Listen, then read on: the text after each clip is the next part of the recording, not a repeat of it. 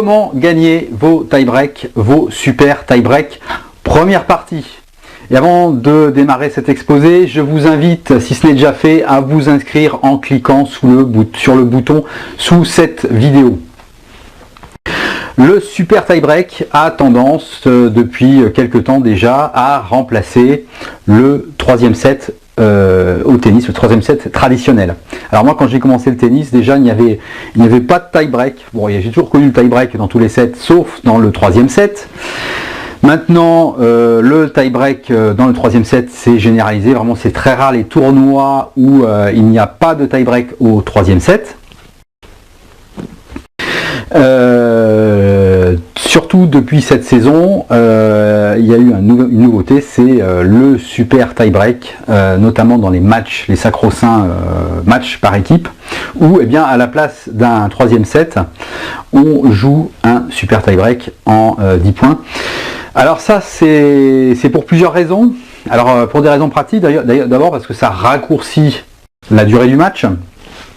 Ça permet aussi à l'organisateur de la rencontre, aux dirigeants de club, à celui qui s'occupe des plannings, de savoir, d'avoir une idée plus précise de la durée d'un match. En effet, 2 sets plus un super tie-break, la durée est à peu près équivalente à celle de la durée d'un match en 2 sets. Le super tie-break, ça va durer 10 minutes. Alors qu'un troisième set, selon les matchs, selon comment les adversaires vont se comporter, ça peut durer 20 minutes, 30 minutes, 40 minutes, ça peut durer 1 heure, ça peut même durer plus. Donc vous voyez un petit peu la différence, les répercussions sur un tournoi de plusieurs rencontres en 3 sets, ça désorganise complètement le tournoi. Et cette mesure donc de remplacement du super tie-break à la place du troisième set, ça arrange beaucoup les juges arbitres de tournoi. D'ailleurs, avant de continuer, j'aimerais avoir votre avis sur ce super tie-break. Donc je vous invite dans les commentaires à mettre vos avis. Est-ce que vous êtes pour, est-ce que vous êtes contre?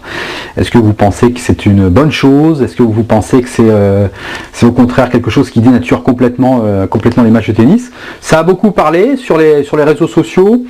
Il y a eu beaucoup de protestations, il y a eu des pétitions qui ont été envoyées, notamment pour que on garde ce troisième set des matchs de tennis. Alors moi, l'objet de cette vidéo, ce ne sera pas pour ou contre, vous expliquer pourquoi je suis pour, pourquoi je suis contre, simplement vous expliquer comment envisager ce super tie-break afin que vous mettiez le maximum de chances de votre côté pour le remporter tout simplement. Quand je vous demande votre avis, il y a néanmoins une chose que j'ai pas trop envie de lire et sur laquelle je suis absolument pas d'accord, c'est la croyance, et c'est une croyance selon laquelle le tie-break serait une loterie. Le joueur professionnel qui a régulièrement le meilleur taux de réussite sur les tie-breaks, c'est Novak Djokovic, saison après saison. On s'aperçoit qu'il gagne à peu près 3 tie-breaks qu'il dispute sur 4. Alors, le tie-break, il apparaît à 6-6. Donc à un moment où les joueurs quand même ont équilibré leurs forces. Et si c'était réellement une loterie, Djokovic remporterait une fois sur 2 le tie-break. Or, ce n'est pas le cas puisqu'il remporte 3 tie-breaks sur 4. Et ça sur plusieurs saisons, donc sur un nombre élevé de tie-breaks disputés. Quand vous jouez à pile ou face, là c'est effectivement un système de loterie. C'est-à-dire que si vous lancez 3 fois votre pièce, vous aurez 2 fois pile, 1 fois face, donc 2 tiers, 1 tiers. Si vous lancez un grand nombre de fois la pièce, 50 fois, 100 fois, 300 fois, 500 fois, 1000 fois ou plus, vous finirez par obtenir 50% de pile, 50% de face à quelques jets de pièces près. Cyril Ravili, auteur de Tennis les fondamentaux tactiques, a écrit un article sur le site de son éditeur Amphora qui regroupe une étude statistique en fait sur les vainqueurs de tie-break. Je vous mettrai le lien en dessous en description. Et il y a 3 grosses tendances qui se dégagent de cette étude. La première tendance est que les joueurs qui gagnent le plus de tie-break sont aussi les joueurs qui gagnent le plus de matchs. Donc là, c'est guère étonnant, mais il y a indéniablement un facteur confiance qui rentre dans le fait d'être performant dans les tie-break, ou pas. Ensuite, il y a une deuxième tendance qui est que les gros serveurs ont tendance à avoir un taux de réussite supérieur à la moyenne. Alors, un début d'explication serait que les gros serveurs ont tendance à disputer plus de tie-break que les serveurs moyens, et donc que comme ils en disputent plus, eh bien ils sont meilleurs. Voilà. Ils ont plus l'habitude et donc ils sont meilleurs sur les tie-break. Enfin, c'est léger. Hein. Et ensuite, la troisième tendance, c'est le fait que les petits serveurs, en fait, ont des taux de réussite qui sont légèrement inférieurs aux joueurs moyens dans la réussite des tie-break. Considérer que le tie-break est une loterie, alors là, je sais que je vais en choquer quelques-uns. C'est pour moi symptomatique du manque de culture de la préparation mentale en France. En effet, qu'est-ce que c'est que de gagner un tie-break d'autre que gagner des points importants? Dans un tie-break, tous les points sont importants.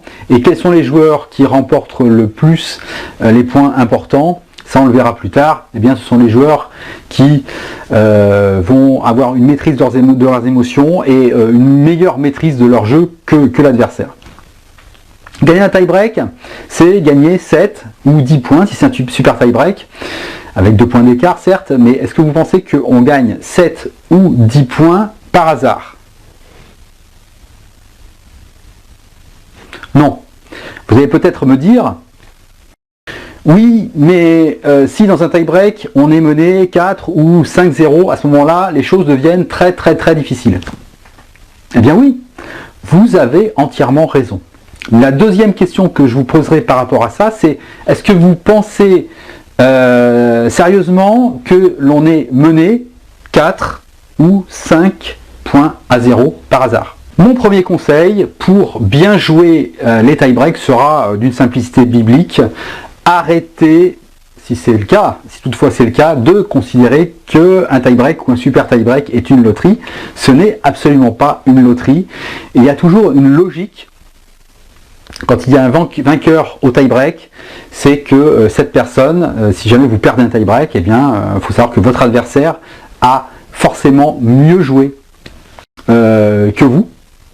À part les exceptions, on va dire, l'exception, c'est le tie-break qui se joue vraiment à 2 points, par exemple 16-14. Bon, bah là, il peut y avoir une part de hasard. Maintenant, la plupart du temps, au tie-break, il y a toujours une logique. Au vainqueur d'un tie-break, si vous perdez un tie-break, c'est votre adversaire a mieux joué ce tie-break que vous, et si vous gagnez un tie-break, ça veut dire que vous avez mieux joué le tie-break que votre adversaire. C'est absolument pas une question c'est très rare quand c'est une question de chance. Ensuite, pour en revenir au super tie-break qui remplace le 3e set, eh bien j'ai remarqué que ça avait plusieurs incidences sur le jeu, et la première, c'est qu'il y avait une catégorie de joueurs désavantagés. La catégorie de joueurs désavantagés par ce super tie-break, c'est la catégorie de joueurs pour lesquels la durée de match constitue un avantage. Et il y a une catégorie qui est particulièrement, auquel je pense particulièrement, c'est la catégorie des défenseurs, des remiseurs, des crocodiles, des rameurs. Voilà, ces joueurs pour lesquels, en fait, plus le match dure, plus ils vont avoir de chances de l'emporter. Donc ces joueurs-là, clairement, vont être désavantagés par le super tie-break parce que ça va leur enlever cet avantage de que leur octroie une durée du match qui s'allonge et un troisième set. Alors, ça ne veut pas dire qu'ils vont forcément perdre le super tie-break, mais ils ne vont plus bénéficier de cet avantage. Ils devront donc faire en sorte, trouver un autre moyen de gagner le match que celui d'allonger les échanges et d'épuiser leurs adversaires. Je fais une parenthèse pour vous faire remarquer qu'à ce propos, vous êtes très nombreux à ne pas aimer jouer contre les défenseurs, contre les rameurs, et vous êtes conjointement très nombreux, et souvent les mêmes, à ne pas aimer le principe du super tie-break. Là, on voit un espèce de paradoxe là-dessus.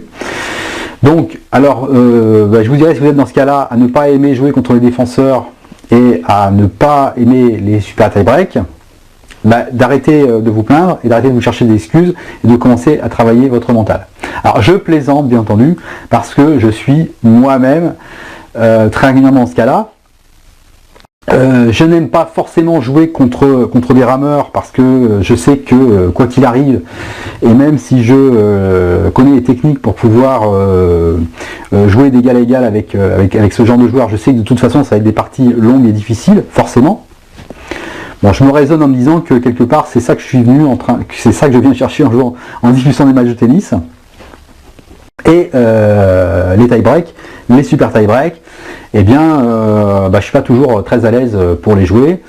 Soit je suis parfaitement bien et à ce moment-là tout est bien. Si je suis pas trop bien dans ma tête, pas trop bien dans mon jeu, eh bien, ce tie-break, ce super tie-break, je sais que ça va être un petit peu difficile. Par rapport au procédé qui consiste à remplacer un troisième set par un super tie-break, j'ai remarqué une deuxième chose très très importante, c'est la perte d'importance du gain du premier set. En effet, dans une configuration 3-7 classique, le joueur qui gagne le premier set a 80% de chances de remporter le match. Bien, je n'ai pas de statistiques, si vous voulez, sur qu'est-ce qui se passe en cas de gain du premier set et de super tie-break à la place du troisième set, mais je suis presque sûr et certain que ce pourcentage diminue. Pourquoi ? Parce que dans la configuration d'un 3-7 classique, en cas de premier set disputé, de perte d'un premier set disputé, eh bien, celui qui perd ce premier set reçoit une sorte de coup de bambou, et ça arrive même au meilleur, à la perspective de savoir que pour gagner le match, il va falloir gagner encore 2 sets difficiles. Il y a souvent un fléchissement, souvent inconscient, qui fait qu'on va moins bien jouer et qu'on va perdre le deuxième set derrière. Il y a aussi la configuration avec la dynamique que vous connaissez bien si vous pratiquez souvent le tennis. Le joueur 1 gagne le premier set, le joueur 2 gagne le deuxième set et le joueur 1 revient dans une dynamique, parce que ça peut être des fois difficile de se remotiver après le gain d'un set. Le joueur 1 revient dans une dynamique qui fait qu'il va gagner le troisième set. Avec un super tie-break, eh bien, le gain du premier set a beaucoup moins d'importance, puisque celui qui perd ce premier set, il ne lui reste plus qu'à remporter un set et un tie-break pour remporter le match. Et là, ça change beaucoup de choses, ça rajoute de l'incertitude, et ça rajoute des points importants.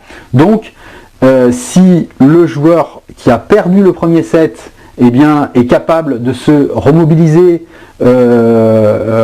mentalement et de bien jouer les points importants dans les deuxièmes set et super tie-break, il peut l'emporter. On verra dans la suite de cette vidéo, comment précisément, quelle technique utiliser pour mettre le maximum de chances de votre côté pour remporter tie-break et super tie-break. On est dans la même dynamique.